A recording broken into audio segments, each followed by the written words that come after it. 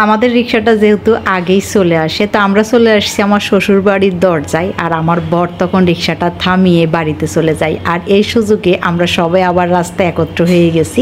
তো আমরা কথা বলতে বলতে বর কিন্তু আবার চলে আসছে। হ্যালো, আসসালামু আলাইকুম, কেমন আছেন আপনারা সবাই? আমি আলহামদুলিল্লাহ অনেক বেশি ভালো আছি। তারপরে এই যে আমাদের গ্রাম ছাড়িয়ে আমরা চলে যাচ্ছি আবারও অনেক দূর, বহু দূর। আমরা চলে আসছি লঞ্চ ঘাটে, আর এই দিনও আমাদের ঘাটে 3টে লঞ্চ ছিল, আর আমাদের লঞ্চ ছিল পারহান 10। আমি একবারও জানি না কেন যে তাজ ট্রিপের কেবিন পাই না, বা আমাদের জন্য বারবার কেন পারহানে কেবিন দেওয়া হয়, যদিও আমার তাজ ট্রিপ একটু বেশি পছন্দ। যাই হোক, তারপরে হচ্ছে পপিদের রিক্সাটাও চলে আসার আমাদের সাথে, যেহেতু রাজু আছে আমাদের তো কোনো টেনশন নাই।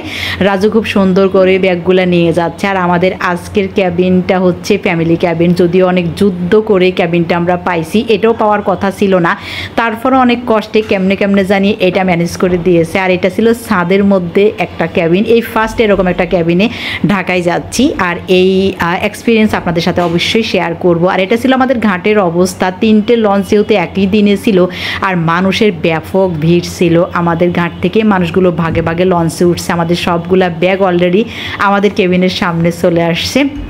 আর এই যে এরকম ইঞ্জিনের পাশে ছিল আমাদের এই কেবিনটা।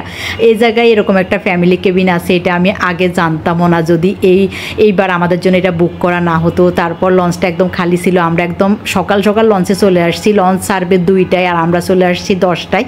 তো তখন পর্যন্ত লঞ্চটা একদমই ফাঁকা ছিল, মানুষজন মাত্র আসা শুরু করছে। ধন্যবাদ আপনাদের সবাইকে।